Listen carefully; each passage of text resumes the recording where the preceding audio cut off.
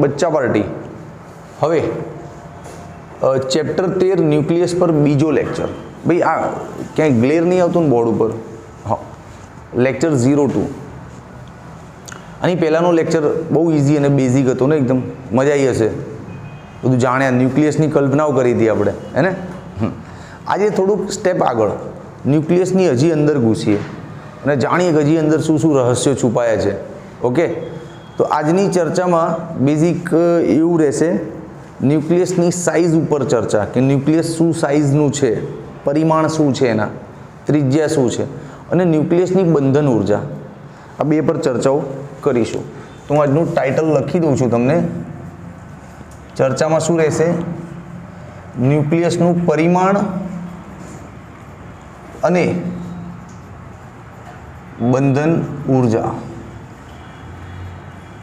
चलो, प्रश्न नंबर 5 बने आपणो आ चेप्टरनो, है ने। तो क्वेश्चन नंबर 5 आज लखी दो ने इंट्रोडक्शन में कि न्यूक्लियसनुं परिमाण पर टूंक नोंध लखो। चलो, न्यूक्लियसना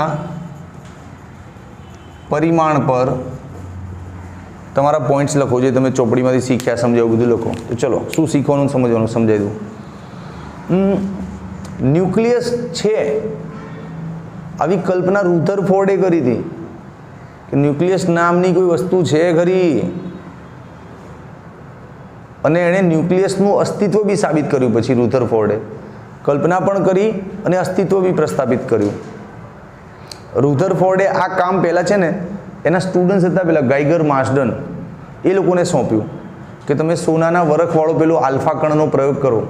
तमे क्यांक 8मा 9मां भण्या हशो कि सोनानो वरख राख्यो तो आम अने एनी पर आल्फा कणोनो मारो चलाव्यो तो, है ने।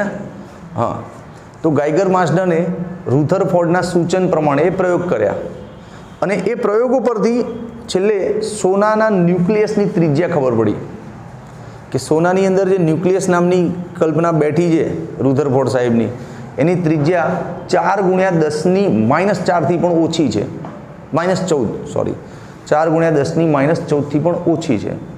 આવું આલ્ફા કણના પ્રયોગો પરથી ખબર પડી।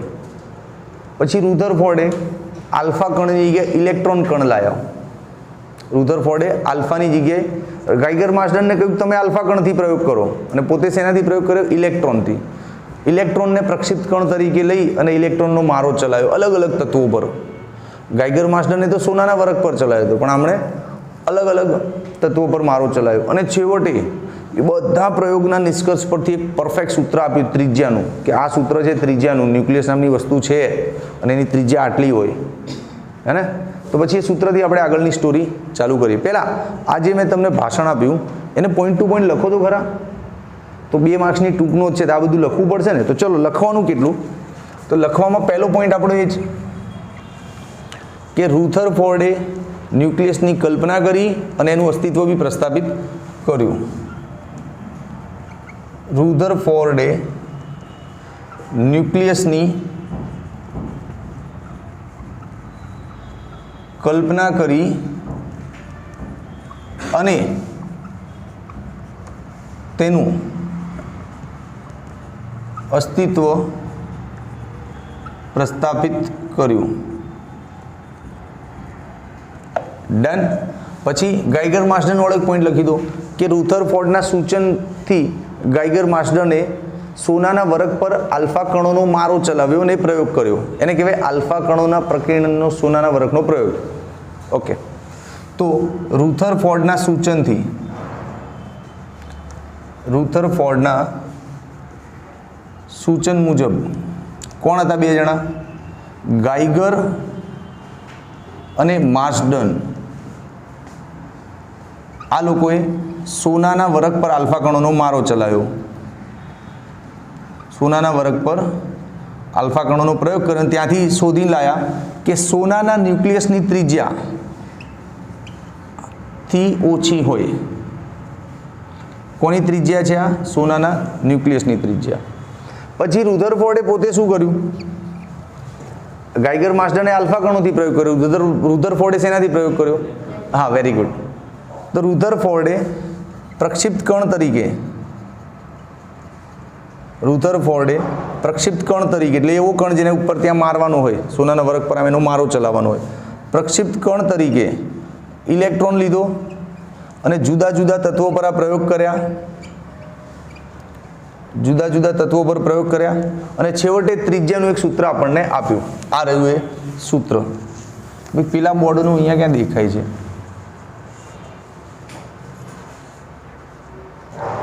ઓકે, તો એ જે જુદા જુદા તત્વો પર પ્રયોગ કરીને ત્રિજ્યાનું સૂત્ર લાયા એ સૂત્ર આપણે અહીંયા લખીએ. R બરાબર R0 a⁻⁴. હવે આ શું છે? R કોઈ પણ ન્યુક્લિયસની ત્રિજ્યા, બરાબર. અને એ શું છે? એ છે પરમાણુ દળ. પરમાણુ દળ જેને તમે એમ તરીકે બી લખી શકો ને, દળ જ છે, પણ જનરલી એ સંજ્ઞા છે આપણે એથી લખીએ છીએ, રાઈટ. આ R0 શું છે ભાઈ? R0 નું મૂલ્ય છે ને 10⁻12 ના બે 10⁻15 10⁻15 હા, ફર્મી છે. 1.2 ગુણ્યા 10⁻15 અથવા તો 1.2 ફર્મી પણ કહેવાય આને. આ આરનું મૂલ્ય હોય. અચ્છા, આ આરના મૂલ્ય પર પાછું એવું છે, જુદા જુદા પ્રક્ષિપ્ત કણ પર આધાર રાખે કે તમે કયો પ્રક્ષિપ્ત કણ લઈને પ્રયોગ કર્યો છે. શું તમે આલ્ફા કણથી પ્રયોગ કર્યો છે? શું તમે ઇલેક્ટ્રોનનો મારો ચલાવીને પ્રયોગ કર્યો છે? તો આની વિશે તો બહુ મસ્ત પોઈન્ટ છે કે આનું મૂલ્ય પ્રક્ષિપ્ત કણના પ્રકાર પર આધાર રાખે છે. પ્રક્ષિપ્ત કણના પ્રકાર પર આધારિત છે. ક્લિયર? અને આ ન્યુક્લિયસની સરેરાશ ત્રિજ્યા છે, એવરેજ રેડિયસ, સરેરાશ ત્રિજ્યા છે. આ સૂત્ર રુધરફોર્ડ સાહેબે આપ્યું હતું, મસ્ત. ક્લિયર? હવે જો તમને ત્રિજ્યા મળી ગઈ હોય તો સ્વાભાવિક છે કે ન્યુક્લિયસની ઘનતા જાણવામાં 5 સેકન્ડ બી ના લાગે. ન્યુક્લિયસની ઘનતા જાણવામાં 5 સેકન્ડ બી ના લાગે. જો બતાવું, ચાલો ન્યુક્લિયસની ઘનતા સોલ્વ કરીએ. ઉભા રહો, ટાઇટલ આપીએ ન્યુક્લિયસની ઘનતા. ન્યુક્લિયસની ઘનતા, યસ. ચાલો, ઘનતાનું સૂત્ર લઈ લો, દળ ભાગ્યા કદ. આ જ છે ને. હવે દળને અત્યારે ન્યુક્લિયસની મેટર છે ને, તો દળને શું લખીએ છીએ? એ. બરાબર. કદ શું લેવાનું? ન્યુક્લિયસને સરેરાશ ગોળ સમજીએ છીએ ને આપણે, તો ગોળાનું કદ આવે 4/3πr³. Very good. હોશિયાર થઈ ગયા બે હાથના છોકરાઓ. છોકરીઓ તો પહેલેથી હોશિયાર હતી. એ સ્માઇલ આવે, માસ્કમાં તમારી કોઈની સ્માઇલ દેખાતી નહીં મને, ખાલી આંખો પરથી ખબર પડે બધા હસી રહ્યા છે. એટલે મોટેથી હસવાનું, હી હી હા હા, તો ખબર પડે કે હશે એમ. ચલો હસજો એકવાર. એવું નહીં લ્યા, સ્માઇલો. અરે મૂર્ખ, સ્માઇલ તો માસ્કમાં દેખાતી જ નહીં. આ રીતે હસો. ચલો, હી હી હા હા. જે ના હશે ને એની માના હમ. ચલો હસો. બોયઝને નહીં કીધું ભાઈ, ગર્લ્સને. ચલો 1, એવું નહીં, 1, 2 and 3 સ્ટાર્ટ. બે ઇકલોથી માના હમ આપ્યા છે. मास्क में नहीं हंसो, ऐसे हंसो, ही ही हा हा. ના, માસ્ક નહીં કાઢવાનું. ના ના ના ના ના ના. આપણી વચ્ચે જે આટલું બધું મેન્ટેન કર્યું, તમે માસ્ક ના કાઢશો, મારે પહેરવું પડે. ના હસવું તો કોઈ નહીં. એમાં છોકરીઓ છે ને કંઈ કામની જ નહીં આ બેચમાં. ચલો, boys are the best. Very good. આવી જાઓ બેટા. બોયઝ ચલો ધ્યાન આપો. આ ત્રિજ્યા અમારા બોયઝને એમને એમ કીધું હોય ને કે હી હી હા, જો હમણાં આખો ક્લાસ ગજવી મૂકે. બોયઝ લઈ લઉં શરત, ચેલેન્જ લઈ લઉં. ચલો 1, 2, 3 સ્ટાર્ટ. હોય હોય, ક્યાં વાત હે. આવા સ્ટુડન્ટ મળવા જોઈએ. આમ સાહેબની એક અવાજ ઉપર જીવ આપી દે. છોકરીઓ શું કરો છો યાર? બોયઝ ફિર સે એક બાર. હાય હાય હાય હાય. આટલું જોર ગધેડાઓ ભણવામાં કાઢો. ઘેર ચોપડું લઈને બેસતા જોર આવે છે અને અહીં હી હી હા હા કરવું હોય. ચલો જુઓ, ત્રિજ્યા આ સૂત્ર લઈ લઈએ. R0 a1/3 ઉપર ઘન છે ને. ચલો જુઓ તો એ, અચ્છા 3 તો ઉપર ગયા ને, 4π R0 નો ઘન અને એ, કેમ કે 1/3 ને ઘન તો જાય ને એ, તો એ કેન્સલ. તો ફાઇનલી ઘનતા શું આવી ભાઈ? 3/4π R0 નો ઘન. અરે વાહ. આ તો ઘનતા તો અચળ આવી ગઈ ભાઈ, ભાઈ આ બધું કવર થાય છે ને આ બાજુનું, આ તો અચળ આવી ગઈ ઘનતા તો આ તો હવે કોઈનું બી ન્યુક્લિયસ હોય બધા માટે ઘનતા સરખી જ આવશે ને. તમે સમજો યાર, અહીંયા કોઈ તત્વની ઓળખાણ જ નહીં બનતી ને. હમણાં એ રહી ગયો હોત ને સૂત્રમાં તો આપણે કહેત કે એ પરથી ખબર પડે કે કોની ઘનતા છે, કોઈ ઓળખાણ જ નહીં રહી. 3 4 પાઈ R0 આ તો બધા અચળ છે. આ ક્યારેક R0 ની કિંમતમાં વેરિએશન આવશે ક્યારેક, તો લગભગ બધા ન્યુક્લિયસની ઘનતા આ છે એવું માની લઈએ આપણે. ચલો આને સોલ્વ કરીને લઈએ. 3/4 ગુણ્યા 3.14 ગુણ્યા 1.2 ગુણ્યા 10⁻⁵ નો ઘન શું આવે લ્યા? કંઈક કરજો રિસર્ચ આની પર. કેટલું આવે? એવું ના આવે, જો હું બોલાવું શું આવે? 2.3 ગુણ્યા 10⁻17. વાહ વાહ ભાઈ, વેરી ગુડ. કોણે જવાબ આપ્યો તો? છોકરાએ કે છોકરીએ? છોકરાએ આપ્યો ને. Boys are the best. ચાલો -17 +17 આવે. હા, આ આવી ગઈ ન્યુક્લિયસની ઘનતા. આજે લેક્ચર પૂરો થાય ને પહેલાં એકવાર તો છોકરીઓ જોડે હી હા બોલાવડીને છોડીશ, ચાલે જ નહીં. ક્લાસમાં કમજોર પરફોર્મન્સ જોઈએ જ નહીં સોહમ સરના ક્લાસરૂમમાં. તો ચલો આ ઘનતા આવી ગઈ બરાબર, kg/m3. તો લગભગ બધા ન્યુક્લિયસની ઘનતા આવી જાય. અચ્છા, આ ઘનતાને તમે પાણીની ઘનતા સાથે કમ્પેર તો કરો, તમને આની મજબૂતાઈનો ખ્યાલ આવે કે કેટલું પ્રચંડ મટીરિયલ છે. આમ એવું ચોંટી ગયેલું મટીરિયલ છે ને, એમ પાડી દે. અરે હા, તું જો પાણીની ઘનતા જો, ડેન્સિટી ઓફ વોટર શું છે? 1000 છે ને, એટલે 10⁻3 છે ને, આ 10⁻17 છે, 10⁻14 ગણું વધારે છે, એટલે કરોડો ગણું વધારે છે પાણીની ઘનતા કરતાં. પાણીની ઘનતા 1000 છે તો પાણીના અણુઓ કેવા ભેગા ભેગા રહે કે નહીં? એક ગ્લાસમાં ભર્યું કેવા ભેગા ભેગા રહે ને. તો સમજો इसका ઘનતા of nucleus is equals to 10⁻14 of ઘનતા ઓફ વોટર. જોઈ લો રિલેશન. તો આ ન્યુક્લિયસની અંદર જે બી મટીરિયલ હશે, ન્યુક્લિયસની અંદર હવે પ્રોટોન અને ન્યુટ્રોન બેઠા હોય, ખબર પડી ગઈ પિછલા લેક્ચરમાં. હું એમને એમ કહું કે ન્યુક્લિયસની અંદર જે બી મટીરિયલ હશે લોકો કેવા ટાઈટ હશે, આમ કેટલું આમ જબરજસ્ત રીતે એકબીજાને પકડી રાખ્યા હશે. જેટલા અણુઓ ક્લોઝ હોય એટલી ઘનતા હાઈ હોય ને. જુઓ તો જસ્ટ ઇમેજિન તો કરો, હે ને.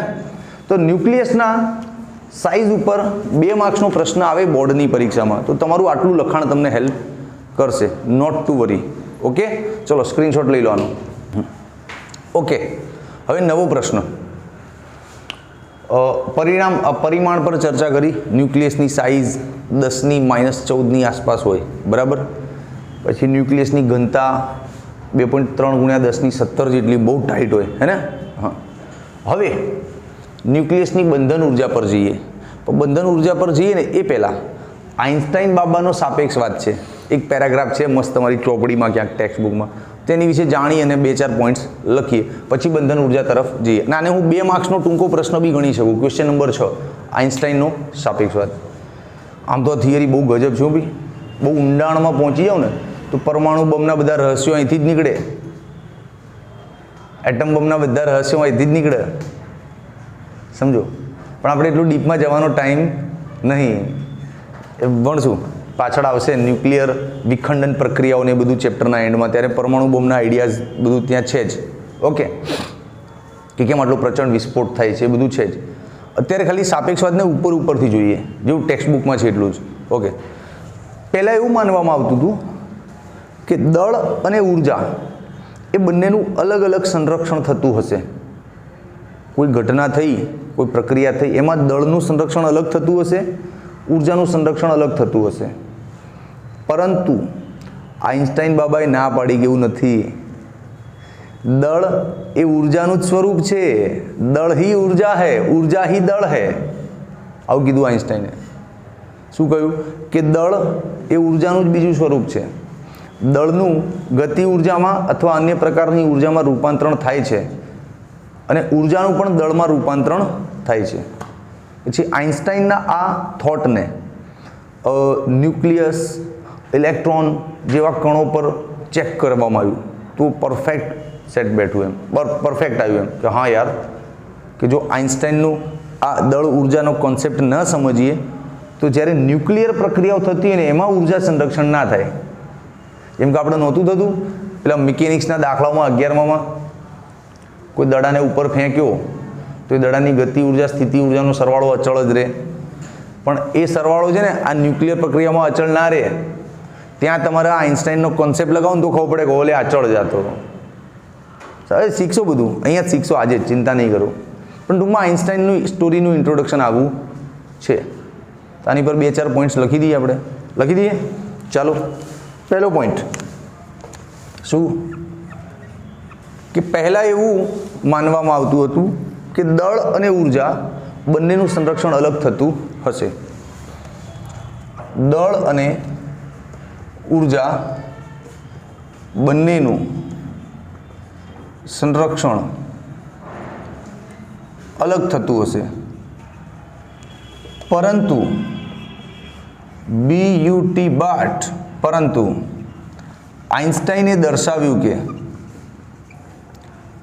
આઇન્સ્ટાઈને દર્શાવ્યું કે શું દર્શાવ્યું તો જો અહીં લખી દઉં છું. ખાસ વાત આ લખવાની થિયરીમાં, દળ એ ઉર્જાનું બીજું સ્વરૂપ છે. દળ એ ઉર્જાનું જ બીજું સ્વરૂપ છે.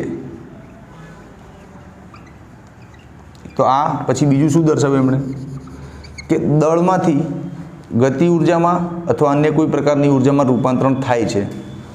દળનું રૂપાંતરણ ગતિ ઉર્જા અથવા અન્ય ઉર્જામાં રૂપાંતરણ થાય. એનાથી ઉલટું કે ઉર્જાનું પણ દળમાં રૂપાંતરણ થાય. ખોટું નહીં બોલતો. હા, પછી આને ચકાસવામાં આવ્યું ન્યુક્લિયર પ્રક્રિયાઓમાં ચકાસવામાં આવ્યું, ઇલેક્ટ્રોનની ઘટનાઓમાં ચકાસવામાં આવ્યું. પછી હાલમાં કેટલાક કણ શોધાયા છે એની પર બી ચકાસવામાં આવ્યું. જો હાલમાં શોધાયેલા કેટલાક કણો પર ચકાસ્યું તો મળી આવતું હતું, બધું સેટ થઈ ગયું. હા ભાઈ, રાઈટ છે. ક્લિયર? ઓકે. હવે ડાયરેક્ટ બંધન ઉર્જા પર આવીએ તો આ 2 માર્ક્સનું નાનકડો પ્રશ્ન બને. આઇન્સ્ટાઈનની જે મહત્વપૂર્ણ વાત હતી એ તમને અહીંયા કહી દીધી. હવે થોડુંક ટેક્સ્ટબુક બી વાંચો તો શબ્દો મારા કરતાં પણ ત્યાં સારા મળે, એકદમ પ્રોફેશનલ વર્ડ્સ મળે ને ત્યાં. હવે આપણો ક્વેશ્ચન 7 સ્ટાર્ટ થાય. બંધન ઉર્જા સમજવી છે ને તો પ્રશ્નનું ટાઇટલ બને દળ ક્ષતિ એટલે શું. અચ્છા, એક મિનિટ, આઇન્સ્ટાઈન બાબાની ચર્ચા કરી યાર. આઈ એમ ધ મૂર્ખેસ્ટ માણસ. મૂર્ખેસ્ટ એટલે સમજો, મૂર્ખનું સુપરલેટિવ ડિગ્રી યાર. ગુડ, બેટર, બેસ્ટ એમ હું મૂર્ખેસ્ટ એટલે મૂર્ખનું સર્વોત્તમ પ્રકાર, superlative degree. Yes, I am seriously the મૂર્ખેસ્ટ. આઇન્સ્ટાઈનના સાપેક્ષવાદની ચર્ચા કરી અને એક અગત્યનું સૂત્ર ભૂલી ગયો યાર. હા, તો આઇન્સ્ટાઈન બાબાનું આ સૂત્ર જુઓ, E બરાબર mc સ્ક્વેર. આ સૂત્ર તમે ભૂલતા નહીં, છેલ્લે લખી લેજો કે આઇન્સ્ટાઈન બાબા એવું તો કહ્યું કે ભાઈ દળમાંથી ઉર્જા બની જાય. હવે 5 ગ્રામ દળ લેતા હોય એની ઉર્જા કેટલી બનશે ગણી આલજો. તો આ સૂત્રથી ગણી આપવાની. બરાબર? એમાં C શું છે? 3 ગુણ્યા 10⁸ પ્રકાશનો વેગ શૂન્ય અવકાશમાં. ખબર છે ને? Very good. આ ભૂલી ગયો, એક્સ્ટ્રીમલી સોરી, ભૂલાઈ નહીં હો. આઇન્સ્ટાઈન બાબા માફ કરજો. ચાલો, દળ ક્ષતિ એટલે શું? દળ ક્ષતિ તમને એક ઘટના કહું દોસ્ત, માન્યામાં નહીં આવ્યો ખરેખર. તમે ઇમેજિન કરો, મારી જોડે 10 સફરજન છે, હું દળ ક્ષતિ પર જ આવીશ અને ત્યાંથી સડનલી આપણે આવી જઈશું બંધન ઉર્જા પર. પણ હવે હું મારી રીતે ભણાવીશ, એમ બધું ચોપડીમાં લખ્યું છે એવું નહીં ભણાવું. હાલ છેલ્લે લાવીશ તમને ચોપડીના કોન્ટેક્સ્ટ ઉપર જ. બરાબર? સપોઝ મારી જોડે 10 સફરજન છે. તમારો કેમેરા સેજ આમ કરી દેજો, વાંધો નહીં આવે. અહીંયા તમારી પાસે 10 સફરજન છે. ત્રીજી વાર આવ્યું ને? તમારી પાસે 10 સફરજન છે.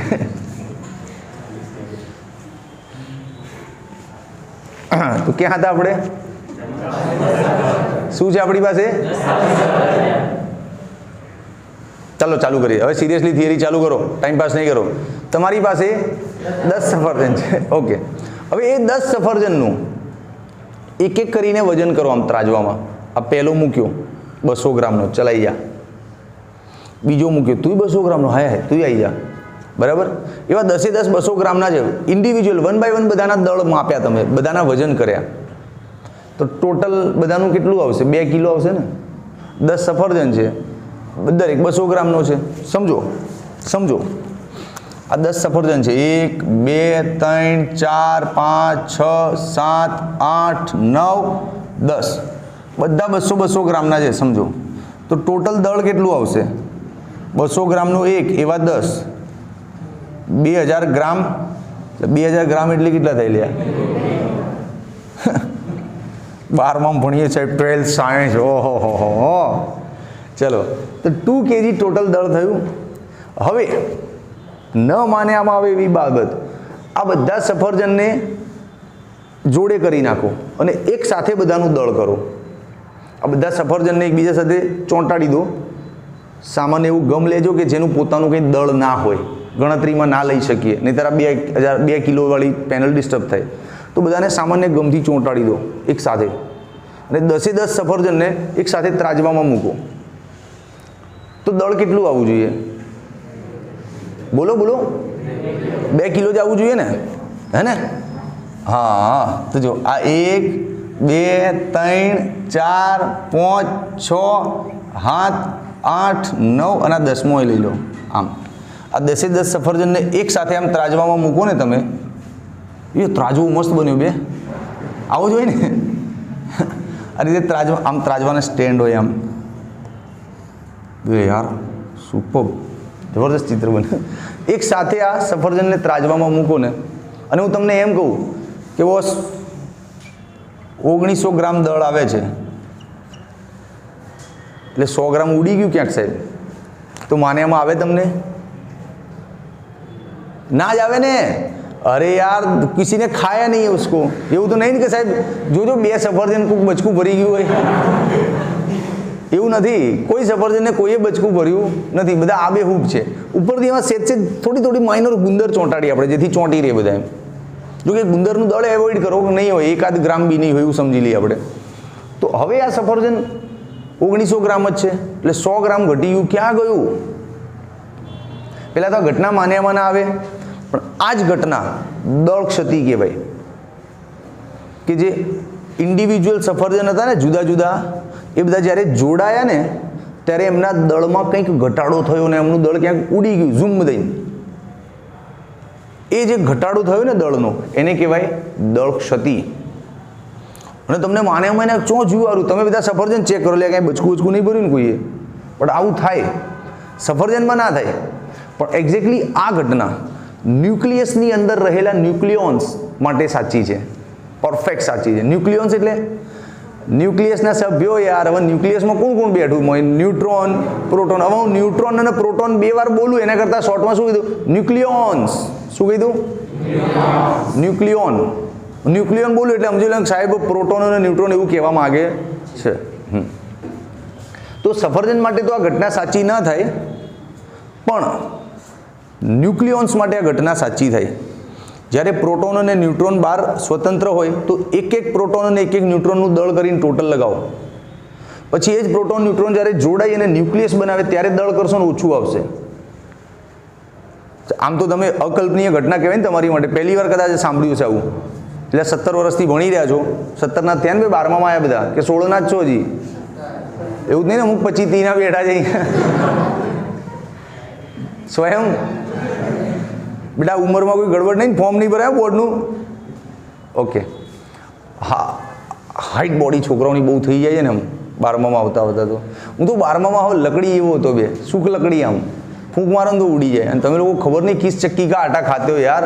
પેલા ધ્રુવીને જો, આ હા હા, 2 બેન્ચીસ પર એકલો આમ ફેલાઈને બેઠો, તોય હમાતો નહીં બેન્ચીસમાં. ઠીક છે. તો આ ઘટના ન્યુક્લિયોન્સ માટે પરફેક્ટ સાચી છે. યસ, જ્યારે પ્રોટોન ન્યુટ્રોન્સ છૂટા છવાયા એકનું દળ માપો અને એ ટોટલ કરો, અને એ જ પ્રોટોન ન્યુટ્રોન્સ બધા જોડાઈ અને એક ન્યુક્લિયસ બનાવે, ન્યુક્લિયસનું દળ કરો, ઓછું થઈ જાય. ક્યાં ગયું? તો આ બધા પ્રોટોન ન્યુટ્રોનને જકડાઈ રહેવા માટે દળનો લોસ થયો અને દળ શેમાં ફેરવાઈ ગયું? ઉર્જામાં ઉડી ગયું. હવે ત્યાં એટલી અછત છે. હવે આજે બંધાઈ ગયા ન્યુક્લિયસની અંદર બધા, બરાબર. હવે એમને છૂટા પાડવા હોય તો પાછા બોલ બોલ છોકરી બોલ, મોટેથી બોલ. Very good. આ લોકો બધા જોડાય તો કંઈક ઉર્જાનો લોસ કરીને જોડાય ને, એટલી ઉર્જા પાછી બહારથી આપો ને, એ ઉર્જાનું પાછું દળ બને અને બધા છૂટા. સમજ્યા? દળ ક્ષતિ શું? અને આજે તમે આપીને દેટ ઇઝ યોર બંધન ઉર્જા વાલા, બંધન ઉર્જા. સમજાય આખી ઘટના? હજી થિયરી તો ચાલુ જ નહીં કરી લખવાની મેં, ખાલી ઘટના સાથે તમને કનેક્ટ કરું છું. તમે શું ભણવા જઈ રહ્યા છો? ઓકે, પાક્કું ને? તો ચલો હવે ઘટનાને લખવી બી પડશે. લખવામાં તો ઇઝી છે, હવે સમજો, ઇઝી છે. લખી દો ને ટાઇટલ, પહેલો જ પોઈન્ટ શું કે પ્રોટોન ન્યુટ્રોન એમની સ્વતંત્ર અવસ્થામાં જે દળ ધરાવતા હોય એના કરતાં જ્યારે એ લોકો ન્યુક્લિયસ બનાવે તો ન્યુક્લિયસનું જે દળ મળે એ ઓછું હોય, બરાબર. ન્યુક્લિયસનું દળ ઇઝ લેસ દેન પ્રોટોન અને ન્યુટ્રોનના સ્વતંત્ર દળોનો સરવાળો. બરાબર સમજાઈ ગયું ને પોઈન્ટ? આ રીતે જ લખાય ને. એક્ઝામમાં આવું ના લખતા, હરખું ભાષામાં લખજો. એમ શું લખી શકાય? ફરીથી ચોખટપૂર્વક બોલી યાર. ન્યુક્લિયસનું દળ એ તેમાં રહેલા પ્રોટોન અને ન્યુટ્રોનના સ્વતંત્ર દળોના સરવાળા કરતાં ઓછું હોય. હવે ન્યુક્લિયસના દળને હું નામ આપું એમ. શું નામ આપું? એમ. પ્રોટોનનું દળ કઈ રીતે માપશો? તો પ્રોટોનનું દળ, માસ ઓફ પ્રોટોન. ન્યુક્લિયસમાં એક જ પ્રોટોન હોય? કેટલા પ્રોટોન હોય? હા, વેરી ગુડ, ઝેડ જેટલા. પોસ્ટી ફેન્ટાસ્ટિક આન્સર. કેટલા હોય? ઝેડ જેટલા. તો ટોટલ આટલું દળ થાય ને એકનું એમપી, તો ઝેડ જેટલા પ્રોટોન હોય અંદર, એ બધાનું શું થાય? Z MP. પછી ન્યુટ્રોન બી કેટલા હોય અંદર? એન જેટલા. તો આ બધાનો સરવાળો કરો, ન્યુક્લિયસનું દળ ઓછું પડી જાય. ખ્યાલ આવ્યો કે નહીં? સમજાય છે? હે, આ ઝેડ અને એનનું રહસ્ય શું ખબર પડી લે? ભાઈ ન્યુક્લિયસની અંદર હું એમ કહું 10 ન્યુટ્રોન બેઠા છે, તો એક ન્યુટ્રોનનું દળ mn, તો 10નું કેટલું? તો ઇન્ટુ 10 ને. પછી એમ કહું 7 પ્રોટોન બેઠા છે અંદર, તો ગુણ્યા 7 ને, એ જ થાય ને ઝેડ અને એનનો મતલબ અહીંયા. હવે આમાં દળ ક્ષતિ ક્યાં છે? થઈ ને દળ ક્ષતિ? આ પેલું સમજી લો 2 કિલો સફરજનનું દળ છે અને આ બધાને ભેગા કર્યા પછી 1900 ગ્રામ વાળું દળ છે, એવું તો દળ ક્ષતિ આમાંથી એને બાદ કરવાનું થાય ને. Common sense. સફરજનની ઘટના સાથે આને કનેક્ટ કરો તો યાદ રહી જાય તમને. દળ ક્ષતિ ZMP plus NMN minus M થઈ ગયું. અને આ દળ ક્ષતિને કહેવાય delta M. Delta M, yes. હવે હું તમને એમ કહું આ ઘટનામાં ઉર્જા કેટલી મુક્ત થઈ? Delta mc². इस दल क्षति को यहाँ लिखिए, 3 × 10⁸ कीजिए, आपका काम हो जाएगा साहब. इतनी ऊर्जा बनती है. હવે આ જે ઊર્જા બની અને નીકળી ગઈ અંદરથી, એટલી જ ઊર્જા પાછી આપશો ત્યારે બધા છૂટા પડશે ને. તો આને શું કહેવાય? બંધન ઊર્જા કહેવાય. શું કહેવાય? બંધન ઊર્જા. માનો છો કે આ સર ટોપિકને આ રીતે ડિલિવર કરવો જોતો હતો? મને 2 સંશય હતા મનમાં. પ્રશ્ન સ્ટાર્ટ કર્યો ને પહેલાં મારી મગજની અંદર પેલું તમને નહીં રમાડ્યા હતા મેં કે 10 સફરજન છે, 10 સફરજન છે, 5-6 વાર રમાડ્યા હતા. એ તમને એવું લાગતું હું તમને રમાડી રહ્યો, એકચ્યુઅલી હું અંદર થિંકિંગ કરી રહ્યો હતો બીજા માઇન્ડમાં. હવે મારી પાસે 2 દિમાગ છે, એક માઇન્ડમાં આવું કરું ને એક માઇન્ડમાં આવું કરું. તો પેલું નહીં, પેલા પિક્ચરમાં પેલા વાયરસ કાકા 2 હાથથી લખતા, મારું બી એવું છે. હું અત્યારે બોલી રહ્યો છું પણ અંદર થિંકિંગમાં પાછું કંઈક અલગ હોય. તો જ્યારે તમને પેલું 5-6 વખત 10 સફરજનની રમત કરાવીને એ ટાઈમ અંદર વિચારતો હતો કે શું આ થિયરીને ટેક્સ્ટબુકની લાઇન ટુ લાઇન બોલી અને એમાં જે મુદ્દાઓ લખ્યા છે એ મુદ્દા લખીને મુદ્દાઓ સમજાવું, કે શું આખી ઘટના જ નવેસરથી સ્ટાર્ટ કરું.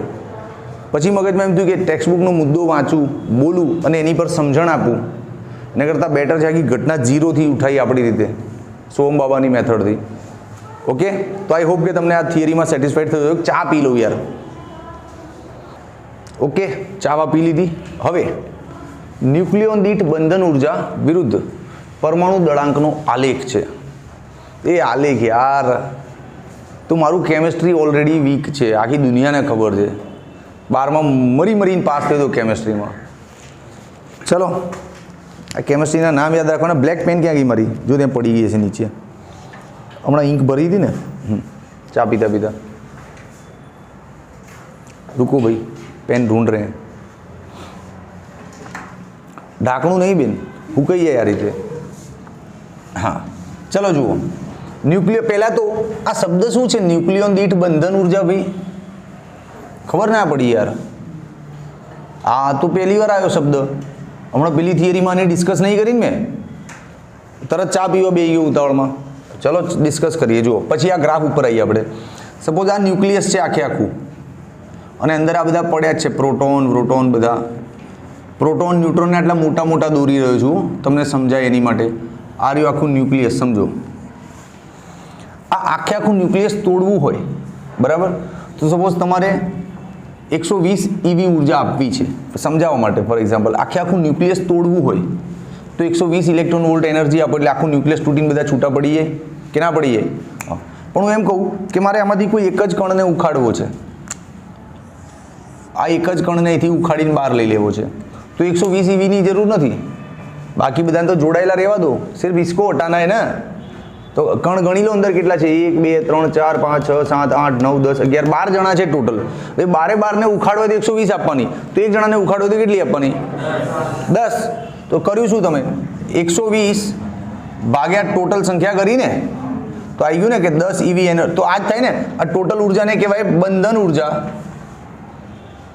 ભાગ્યા નંબર ઓફ પાર્ટિકલ્સ, કેટલા કણ અંદર છે. કણ એટલે પ્રોટોન અથવા ન્યુટ્રોનની વાત કરું છું યાર. હા, આની સંજ્ઞા છે EBN, ન્યુક્લિયોન દીઠ બંધન ઉર્જા. બોલો, સમજણ પડી કે ન્યુક્લિયસમાંથી એક ન્યુક્લિયોનને છૂટો પાડવો હોય તો એની માટે જરૂરી ઉર્જા આટલી, અને એનું સૂત્ર છે બંધન ઉર્જા ભાગ્યા ટોટલ કેટલા ન્યુક્લિયોન છે અંદર. બોલો, છે ને એકદમ દેશી સમજણ? ખબર પડી ગઈ ને શું કહેવા માગું છું એમ? પાક્કું? વ્યાખ્યા શું લખશો? હા હા સાહેબ, તમે ક્યાંય લખી નથી. અરે એ તો અપને સે સોચો, કુછ સોચો. હું બોલું, ન્યુક્લિયસમાં રહેલા એક ન્યુક્લિયોનને છૂટો પાડવા માટે આપવી પડતી ઉર્જા એટલે કે એની ન્યુક્લિયોન દીઠ બંધન ઉર્જા. વાર્તા પૂરી છે ને? ઇઝી વ્યાખ્યા છે કે નહીં? ઓકે, તો આ શબ્દનો મતલબ આપણને સમજાઈ ગયો. એના સૂત્ર પણ યાદ રાખજો, દાખલામાં કામ લાગશે ક્યાંક. ક્લિયર છે? ઓકે, હવે પેલો ગ્રાફ. અરે યાર, ગ્રાફ પાછો. ગ્રાફથી બચવા માટે આ ચર્ચા ચાલુ કરી હતી. લઈ લઈએ. ચલો, ગ્રાફમાં શું કરવાનું? 4x9 દોરવાનું. 4x9 શું છે? બરાબર, પહેલાં એક બોક્સ બનાવવા મસ્ત. આમ તને લખું બેટા, હું પાછું હમણાં સાઈડમાં ઉભો રહે, આવી જતું. EBN બરાબર EB/N. બસ, જો ગ્રાફમાં છે ને 4x9 કરવાનું. હવે આ 4x9 શું છે? ઉભા રહો, આવડો મોટો ગ્રાફ બનાવીએ. 4 ખાના. હવે આમ 4 લીટીઓ આડી દોરવાની. આમ જોવા, 1 2 3 અને 4. હા ભાઈ, ફોન ટેકનિશિયન આટલી બદતમીજી મારા લેક્ચરમાં ફોન ચાલુ. કોઈ ઇજ્જત કરો ભાઈ, આઈ એમ ધ બોસ. ચલો, તો 4 લીટીઓ આડી દોરી. હવે 9 લીટીઓ ઊભી દોરો. ગણી લેજો, લે આવશે 1 2 3 4 5 6 7 8. જોઈ લઈશું, લડી લઈશું. ચલો, 1 2 3 4 5 6 7, ये 8 और ये 9. यस, આવી ગઈ 9. થોડુંક હાંકડું પોળું થઈ ગયું છે, જોઈ લેજો. બરાબર, આજે આમાં ગ્રાફ નહીં દોર્યો, આ તો ટેબલ્સ દોર્યા છે. આ અક્ષ ઉપર છે ને ઉર્જા દોરીએ, ન્યુક્લિયોન દીઠ બંધન ઉર્જા. અને આ અક્ષ ઉપર ભાઈ કેમેરામેન આ બધું દેખાય છે ને અંદરથી, પરમાણુ દળાંક દોરીએ આપણે. બરાબર ને? ન્યુક્લિયોન દીઠ બંધન ઉર્જા અને પરમાણુ દળાંકનો આલેખ. હવે આલેખ દોરીએ. પહેલાં ઉભા રહો, લેવલ લઈ લો. આ છે 2 4 ઇલેક્ટ્રોન વોલ્ટ જ હશે ને? આ તો 6 8 અને 10 મિલિયન ઇલેક્ટ્રોન વોલ્ટ છે. આ એનર્જીનું લેવલ શું છે? Million electron volt, mega electron volt. બરાબર. હવે દોરવાનું ચાલુ કરો. બે યાર દોરવામાં તો પ્રોબ્લેમ છે સાહેબને, ચો આવડે છે દોરતા. અહીંથી ચાલુ કરો ને, એકથી એક ટપકું અહીંયા કરો, એક આગળ, એક અહીંયા લગભગ 3 આગળ કરો. આ 2 અને 4ની વચ્ચે 3 હોય ને, પછી એક અહીંયા લગભગ 7 આગળ કરો. હા એ આવડ્યું. કનેક્ટ કરો. ચાલ દોરાઈ ગયા ગ્રાફ. 1 3 7 દોરાયો. હવે અહીંયા પાછું ગુચ્છમ છે અંદરો અંદર. ઊભા રહો, જોઈ લઈએ આપણે શું ગુચ્છમ છે. બે મારે બોર્ડની એક્ઝામ નહીં આપવાની, તો બધું યાદ રાખવું મારે, તો તમને શીખવાડી દેવાનું, પછી આ યાદ રાખવાનું તમારે. પણ હું ટ્રીક બતાવી રહ્યો છું એટલે તમને ઇઝી પડશે. આ 1 3 7 વાળી ટ્રીક તો મગજમાં બેઠી યાર, પણ પછી શું છે, પછી કોઈ નહીં સાહેબ. પાછું નીચે આવવાનું 5 ઉપર, અહીંયા સહેજ નીચે આવો ને એમ. હા 5, પછી પાછા ઉપર જાઓ અહીંયા, ત્યાંથી પાછા નીચે આવો, પાછા ઉપર જાઓ, પાછા નીચે આવો, પાછા અહીંયા ઉપર. હા 1 2 3 4 ચોથા ખાનામાં એક્ઝેક્ટલી અહીંયા ટપકું લેવાનું છું. ધ્યાન, આ ખાનાઓની ગણતરી કરજો ભાઈ. 1 2 3 4 ચોથા ખાનામાં લીધું ટપકું, પછી 5મા ખાનાની સેજ આ બાજુ લો, પછી છઠ્ઠું કોનું ઓય ઓમ, અને ઓય યુરેનિયમ લઈ લો. હવે ખાના આડાવાળા થઈ ગયા છે ભાઈ.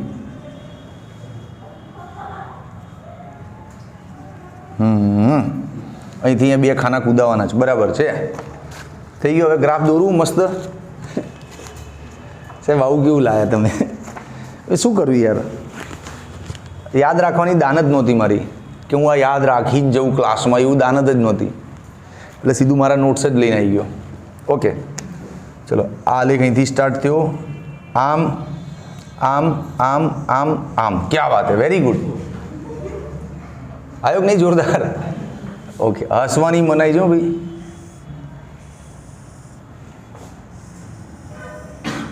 હા બની ગયું કમ્પ્લીટ.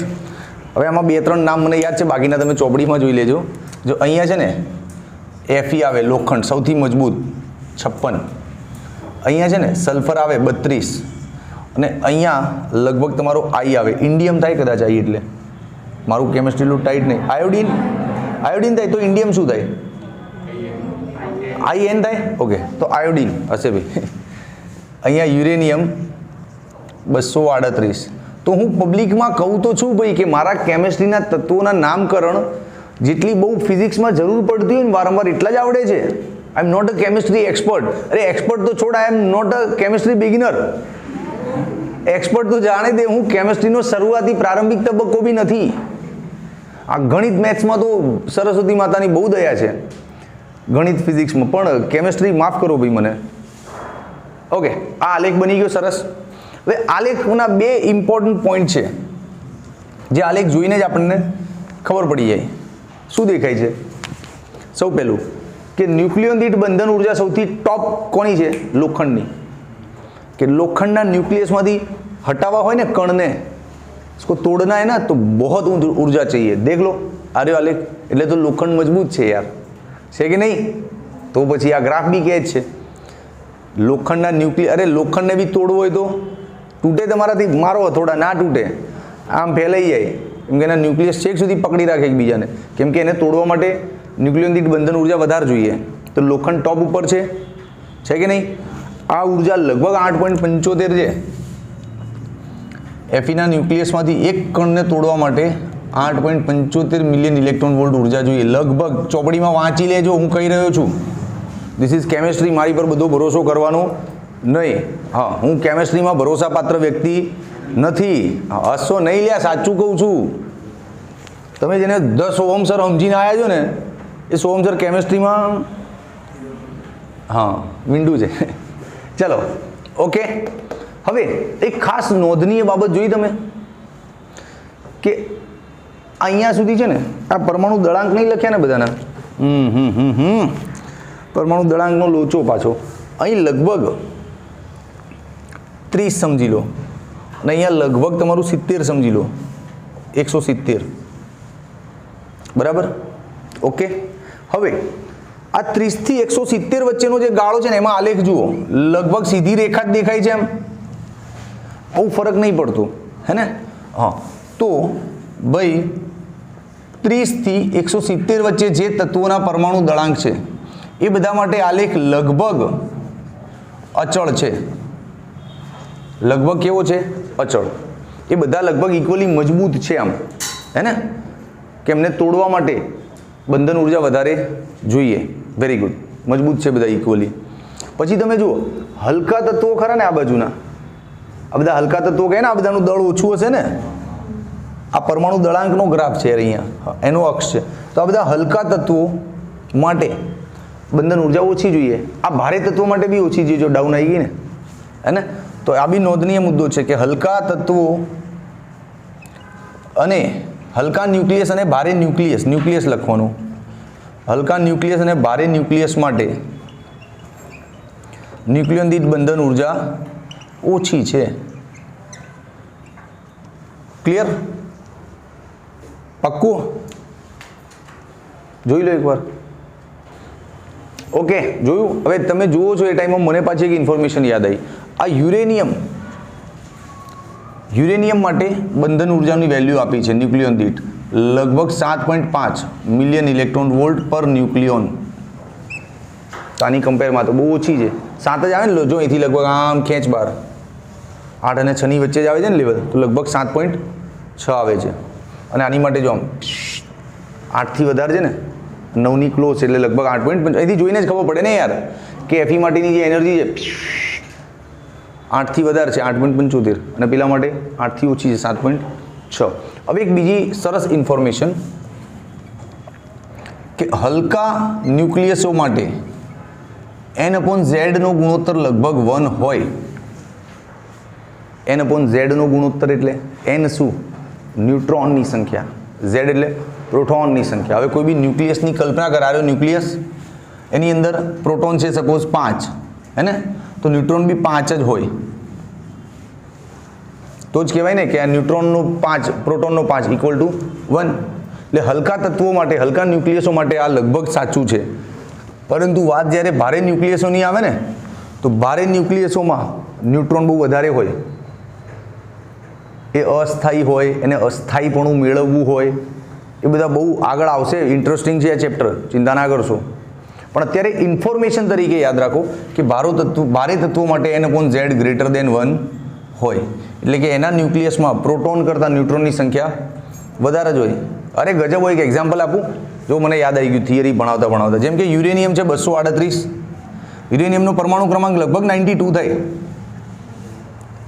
92 જ થાય ને. અરે 92 તત્વો હશે. શું જુઓ, મને ખબર, આટલી તો ઇન્ફોર્મેશન હોય કે નહીં. પરમાણુ બોમ્બની થિયરી ભણાવતા હોય, ન્યુક્લિયર વિખંડન ભણાવતા હોય. યુરેનિયમ 92, 238 આવે, 235 આવે, 236 આવે, બરાબર છે. આ જુઓ, આમાં Z કેટલો છે? 92 છે. હું આનું એક્ઝામ્પલ લાઈવ આપી દઉં તમને. આમાં Z કેટલો? 92 છે. હવે ન્યુટ્રોન કઈ રીતે જાણીશું? હા, વેરી ગુડ. આમાંથી આને બાદ કરશું ને, તો 238 માઇનસ 92, 6, 10, 11, 12, 13, 4, 146 ન્યુટ્રોન છે દોસ્ત. 146 ન્યુટ્રોન અને 92 પ્રોટોન. તો થઈ ગયું > 1. ભારે તત્વોની જોઈ લે સ્ટોરી, આ રહી સાબિતી. પણ ભારે તત્વ આમાં આવું કેમ હોય સાહેબ? તો એ જાણવું હોય ને તો આગળના લેક્ચર બી સોહમ સરના ભણવા પડે. ન્યુક્લિયસના બધા રહસ્યો ખુલશે આ વખતે. એક હળવી ઇન્ફોર્મેશન આપી દઉં જે રસપ્રદ ઇન્ટરેસ્ટેડ બચ્ચાઓ છે જ્ઞાનમાં ડીપમાં જવા માટે. એ લોકો ટેક્સ્ટબુક આખું શાંતિથી વાંચવા ચેપ્ટર આગળનું, કે ભારે તત્વો, ભારે ન્યુક્લિયસો અસ્થાયી હોય, સ્થાયી બનવાના ચક્કરમાં પછી ડિસ્ટ્રોય થઈ જાય બધા ન્યુટ્રોનને, ઘણું બધું અંદર ભડાકા થાય, આલ્ફા બીટા ગેમાના ઉત્સર્જન થાય. એ બધી બહુ મસ્ત સ્ટોરીઓ છે. તો ઇન્ટરેસ્ટેડ બચ્ચાઓ છે આગળનું વાંચવાનું ચાલુ કરી દેજો. હું ગ્રેજ્યુઅલી જેમ જેમ આગળ વધીશ ચેપ્ટરમાં એમ આ બધા રહસ્યો તમારી આગળ ખોલતો જઈશ. તો હવે સાંભળો, નેક્સ્ટ લેક્ચરમાં આ ગ્રાફના જે 2 ઇમ્પોર્ટન્ટ પોઈન્ટ આવે ને, એના પરથી ન્યુક્લિયર બળની ચર્ચા છે. ન્યુક્લિયર બળ એટલે તમને ખબર છે? તમે લોકો એકવાર ચર્ચા કરી હતી ક્લાસમાં કે સાહેબ ન્યુક્લિયસમાં, અરે થોમ્સનનું મોડલ લઈ લો કે ન્યુક્લિયસમાં બધા પ્લસ પ્લસ જ બેઠા છે સાહેબ. તો એકબીજાને અપાકર્ષણ કેમ નહીં કરતા? કેમ ત્યાં પકડાઈ રહ્યા છે? કેમ કે અપાકર્ષણ કુલમ્બિયન બળ ઇઝ ધેર ઓલરેડી. એ બળ તો છે જ. આ બધા પ્લસ પ્લસ અપાકર્ષણ કરીને ભાગી જવા જોઈએ ને, નથી ભાગતા, ત્યાં પકડાઈ રહ્યા છે. એનો મતલબ કે જે કુલંબિયન અપાકર્ષણ તાકાત છે ને એના કરતાં કોઈક વધારે તાકાત હશે જેણે આમને પકડી રાખ્યા હશે. દેટ ઇઝ ન્યુક્લિયર બળ. તો આની પછીનો લેક્ચર આખો ન્યુક્લિયર બળ છે અને એ ચર્ચા આ પોઈન્ટ્સની અંદરથી જ આપણે સ્ટાર્ટ કરીશું. ઓકે, ત્યાં સુધી આ પ્રોપર વાંચો ટેક્સ્ટબુકમાંથી અને પ્લીઝ આ આલેખમાં જે હસી મજાક કરે એને બધું સિરિયસલી ના લેશો. મને બધું બહુ સારી રીતે આવડે, ચિંતા ના કરશો. Okay, take care, by.